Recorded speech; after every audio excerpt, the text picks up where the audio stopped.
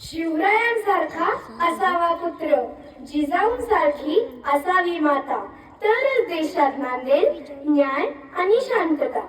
जिजाऊ, आऊसाहेब, मासाहेब अशा एक ना अनेक नावांनी ओळखली जाणारी मी आज तुमच्याशी जिजाऊ म्हणून संवाद साधणार आहे. माझा जन्म 12 जानेवारी 1598 रोजी सिंदखेड येथील लखुजी जाधव यांच्या पोटी झाला.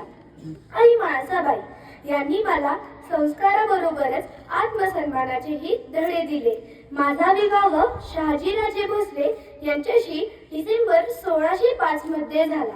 लहानपणापासूनच अन्याय करायचा नाही आणि तो सहनही करायचा नाही अशा शिकवणुकीत वाढलेली मी. लग्नानंतर जेव्हा मुघल बादशाह समोर नतमस्तक होणारी जनता पाहिली तेव्हाच झगडून तडफडून उठले. लहानशा शिवबाला घेऊन जहागिरी म्हणून मिळालेल्या पुण्याला आले. मनात एकच जिद्द की मी माझा पुत्र असा घडवेन की त्या जुलमी नराधमी मुघलांना जन्माची अद्दल घडवेन. आणि झालंही तसंच. शिवबाने त्याला सांगितलेल्या रामायणातल्या गोष्टीतून राम तसेच महाभारतातल्या गोष्टीतून कृष्ण आत्मसात केला.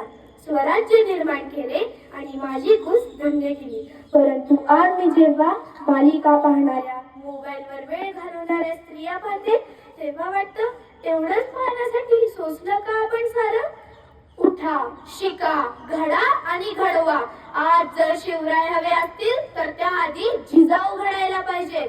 स्वराज्य, धर्मरक्षण आणि निष्ठा त्यासाठी केली प्रयत्नांची पराकाष्ठा. सोडून मरगळ झटकून आळस, सोडून मरगळ झटकून आळस. देश निर्माणाची करा प्राण प्रतिष्ठा, देश निर्माणाची करा प्राण प्रतिष्ठा. जय जिजाऊ, जय शिवराय. धन्यवाद.